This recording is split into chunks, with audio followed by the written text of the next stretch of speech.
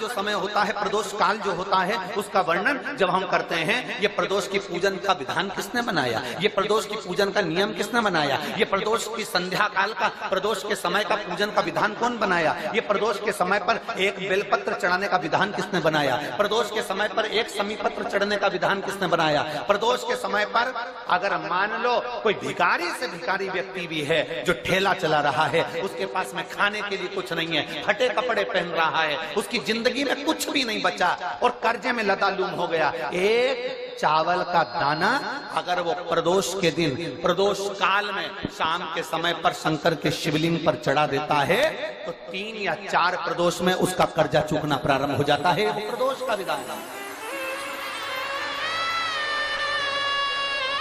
इतना ये प्रदोष का वर्णन करा किसने, इतना प्रदोष की महत्वता बताई किसने, कौन करे इतना वर्णन।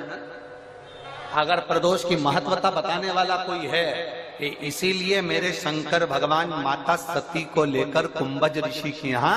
अगस्त ऋषि के यहाँ कथा सुनने के लिए गए थे, क्योंकि उनके बराबर कोई शंकर के महत्व को बता नहीं सकता और प्रदोष के महत्व को नहीं बता सकता। सती मैया को प्रदोष का महत्व बताने के लिए शंकर सती जी को लेकर कुंभज बाबा के यहाँ गए थे, अगस्त ऋषि के, कि प्रदोष के महत्व को तो जानो सती, तुम प्रदोष के महत्व को तो सती जानो, तुम प्रदोष के महत्व को तो सती पहचानो कि प्रदोष का महत्व क्या होता है, प्रदोष काल का महत्व क्या होता है, प्रदोष के समय का महत्व क्या होता है। जिस समय पर सूरज डूब रहा हो, चंद्र प्रकाशित हो रहा हो, दोनों का मेल हो रहा हो, ना तो पूरा सूरज डूबा है, न पूरा चंद्र आया है, न पूरा अंधेरा है, न पूरा उजाला है, उस समय को प्रदोष काल कहा गया, उस समय को प्रदोष का समय कहा गया, प्रदोष काल कहा। अब कई लोग हमसे कहते हैं, गुरुजी आप हमको प्रदोष का समय बताया करो कि प्रदोष काल किसको कहते हैं, प्रदोष का समय किसको कहते हैं। अब एक बात हम आप सबसे कहना चाहते हैं, जितने लोग आस्था चैनल पर सुन रहे हैं, जितने फेसबुक यूट्यूब पर सुन रहे हैं और जितने रेवाड़ी की इस पवित्र धरा पर कथा को सुन रहे हैं, आप सबसे एक बात कहना चाहेंगे, अगर हम समय देखकर बताएं आपको कि शाम को 6 बजे, 6:30 बजे, 6:30 पे लेकर 7:30 के बीच में ये समय है, या 5:30 से लेकर 6:30 तक का ये समय है, या हम तुमको बोल दें कि इतनी बजे ये समय प्रदोष काल का रहेगा या इतनी बजे ये समय रहेगा, तो देखिए कभी कभी ठंड का समय आता है तो दिन जल्दी ढल जाता है, कभी कभी गर्मी का समय रहता है तो दिन बहुत लेट ढलता है। इसलिए समय की गणना से मत चलो, आप तो ये अंदाजा लगाकर रखो कि दिन ढल रहा हो, अंधेरा होना शुरू हो रहा हो, सूरज डूब रहा हो, चंद्र प्रकाशित हो रहा हो, अंधेरा अपना काम कर रहा है, सूरज ढलता जा रहा है, दिन कम होते चले जा रहा है और अंधेरा थोड़ा बढ़ते चले जा रहा है। इन दोनों का जो मिलन का समय हो, अब वो कितनी भी बजे, आप तो बस उसके मिलन का समय निकाल लो, वही समय प्रदोष काल कहलाता है, वही समय प्रदोष काल। सुनना महाराज, सोमवार की प्रदोष पड़ती है तो शंकर भगवान कैलाश पर निवास करते हैं, मंगलवार की प्रदोष पड़ती है तो शिव काशी में निवास करते हैं,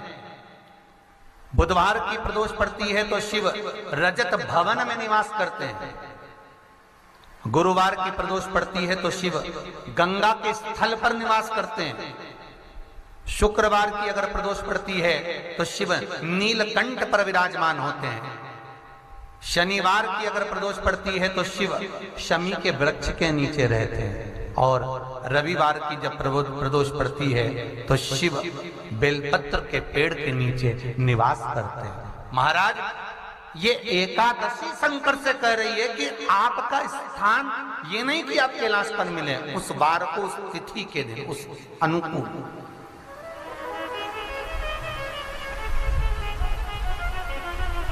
हमारे यहाँ कहते हैं सोमवार की जो प्रदोष पड़ती है वो इच्छा पूर्ति करती है,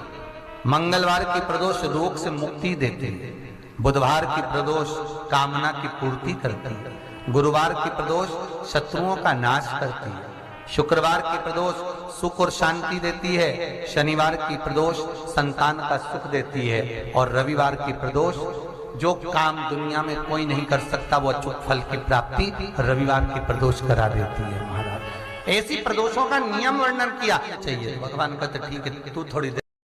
शंकर भगवान ने वही हाथ में जल लेकर एकादशी के हाथ में उसको देकर कहा, ले ये मेरे द्वारा निर्मित एक व्रत है जिसे त्रयोदशी के दिन तूने मांगा है, मैं तुझे देता हूँ। आज इस व्रत का फल मैं तुझे प्रदान करता हूँ। अब तू जिस जीवात्मा को लेकर जाएगी उसका पाप प्रबल नहीं होगा।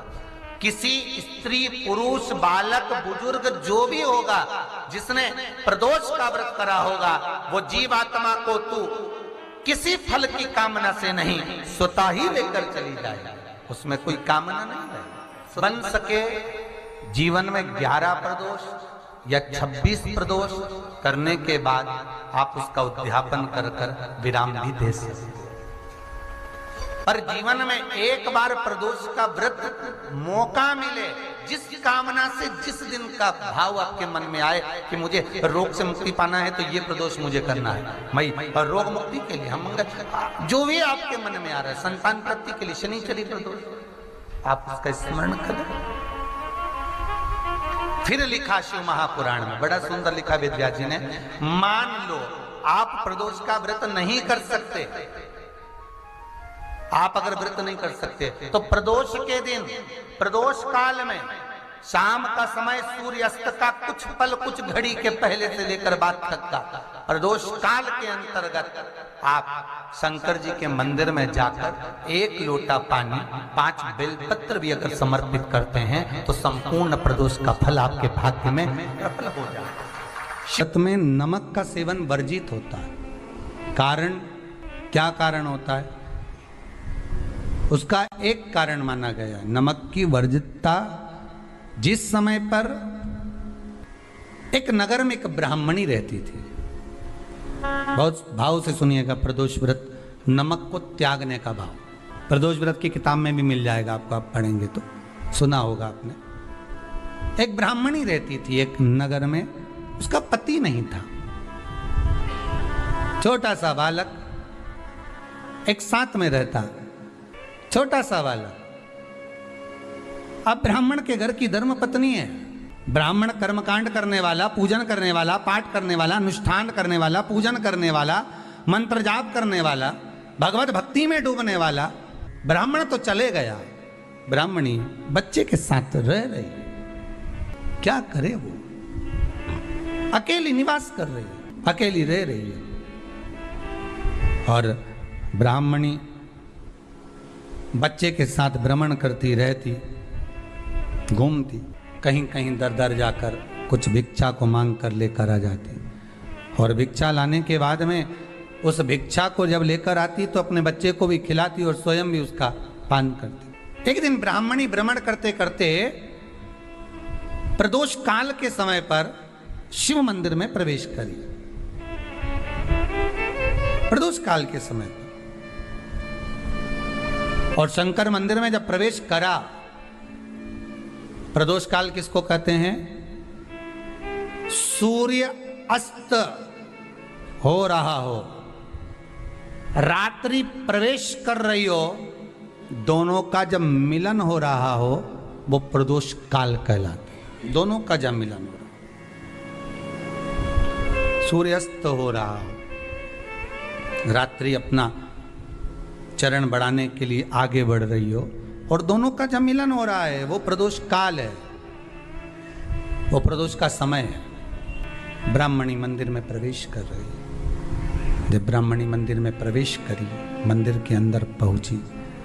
प्रदोष काल का समय था, प्रदोष का समय चल रहा था। और प्रदोष काल के उस समय में, प्रदोष काल के उस समय में जब ब्राह्मणी ने देखा कि कोई भगवान की भक्ति में लगा हुआ है, भगवान के रस तत्व में डूबा हुआ है, आज ब्राह्मणी के पास में कुछ पदार्थ नहीं है, अपने बच्चे का पेट भरने के लिए कोई सामग्री नहीं है, और कुछ आस लेके वो प्रवेश करिए, कुछ आस लेकर वो अंदर प्रवेश कर जाती है। कोई ऋषि की पत्नी, कोई ब्राह्मण जन की अर्धांगिनी उस प्रदोष के समय पर शंकर का अभिषेक पूजन कर रही थी, भगवान शिव की आराधना कर रही थी, भगवान की भक्ति में डूबी हुई थी। जब भगवान शिव की आराधना में डूबी हुई है, आराधना कर रही है, इस काल में वहां पर पड़ी हुई कुछ वस्तु को इस ब्राह्मणी ने मांग लिया। मेरे बालक को बहुत भूख लगी है, मेरा बच्चा बड़ा भूखा है, इसके भोजन लेते ही कहा इसमें तो स्वाद नहीं है, इसमें स्वाद नहीं है। उस ब्राह्मणी ने बड़ा सुंदर एक संवाद कहा। घर का जो बड़ा होता है ना, घर का जो वयो होता है, घर का बुजुर्ग जो होता है, घर का जो प्रथम स्थल प्राप्त करने वाला, मेन कुर्सी पर अच्छी जगह पर जो बैठने वाला होता है ना, ब्राह्मणी कहती है वो कभी किसी वस्तु में ऐब नहीं देखता, मिनक नहीं निकालता। तो अन्नकूट की तारीख पे इनका नाम लिख लो और अगला अन्नकूट आए तब दोनों की दशा देखना। एक जो चुपचाप खाकर चले गया, भगवान के प्रसाद को प्रसाद मानकर, प्रभु का दर्शन मानकर लेकर चले गया, वो उन्नति की सीढ़ी पर चढ़ता चले गया। और जो मिनक निकालता रहा वो साल भर खटर पटर की जिंदगी जीता रहा। भगवान के प्रसाद में कभी भी ध्यान रखिएगा, भगवान के प्रसाद में नमक नहीं देखना, मिर्ची नहीं देखना, भगवान के प्रसाद में शक्कर नहीं देखना, भगवान के प्रसाद में कुछ ये नहीं देखना कि कितना माल डला, कितना घी, कितना बादाम, कितना काजू, कितना इलायची डला। हाँ, यहां तक शास्त्र का स्वाद देखी थी ना, ये आपका एक जन्म का नहीं है, ये ना जाने कितने जन्म का है। ब्राह्मणी के मस्तिष्क में बैठ गया, ब्राह्मणी के उस पुकाना वो बक्कल में नहीं अक्कल में बैठ गया कि ये स्वाद नहीं देखना। इसलिए प्रदोष व्रत के अंतर्गत ब्राह्मणी ने उस दिन से विचार कर लिया कि जैसे आप पूजन कर रही हो, जैसे आप अर्चना कर रही हो, जैसे आप आराधना कर रही हो, ऐसी आराधना, ऐसी पूजन, ऐसी भक्ति में भी करूँगी, ऐसी आराधना में भी करूँगी। अब मैं स्वाद नहीं देखूँगी। तो प्रदोष व्रत करने वाले को ध्यान रखना चाहिए कि नमक का सेवन ना करे, भोजन ना करे, फलाहार करिए, फल का आहार करिए, प्रयास करिए। और यदि आपने व्रत का ले लिया भोजन का कि हम तो एक टाइम फलाहार करेंगे, एक टाइम भोजन करेंगे, ऐसा भी कई लोग प्रदोष ले लेते हैं, तो वो बात आपकी है, आप तक रखो, ठीक है, अपने मन तक। ठीक है, बाबा आपकी मनोकामना पूर्ण करे, वो भी भाव रखो। अरे भगवान को धन्यवाद दो कभी कभी कि तूने अच्छे घर में पैदा किया, अच्छा परिवार दिया, अच्छा पति दिया, अच्छी पत्नी दी, अच्छे बच्चे दिए, अच्छा कुटुंब दिया, घर दिया, दुकान दी, जमीन जायदाद दी, शरीर अच्छा दिया, हाथ पैर आँख नाक मुंह सब बढ़िया दिया, एक के भी निपटा के नहीं भेजा तूने। मान लो एक आध निपटा के भेज देता तो क्या झगड़ा करने ऊपर जाते? एक ही कान देता और एक गायब कर देता तो यहाँ से चिपका देता तो क्या कर लेते? हाथ एक देता और एक गायब कर देता तो क्या झगड़ा करने जाते ऊपर कि मुझे ऐसा शरीर दिया? नहीं, भगवान को धन्यवाद देना कि मुझे अच्छे घर में पैदा करा, कटोरा लेके वहाँ चौराहे पे नहीं बिठाया, तूने अच्छा घर दिया, 2 समय की रोटी दे रहा है, खूब जोरदार शरीर दिया, भजन करने का मुहूर्त दिया, और बचा कुचा था तो ये सियोर वाला महाराज दे दिया, कथा सुनाने वाला। शाम के समय पर प्रदोष काल में बेलपत्री के पेड़ के नीचे, चाहे शंकर के मंदिर के दरवाजे पर या शिव मंदिर में, अगर आप प्रदोष के दिन दिया लगाते हो, सोमवार के दिन दिया लगाते हो, तो ऐसा कोई व्यक्ति नहीं जिसको मेरे देव अधिदेव महादेव, मेरा विश्वनाथ भंडार नहीं भरता हो। खा लेता है जो शंकर के मंदिर को संभाल लेता है, उसके घर को और उसके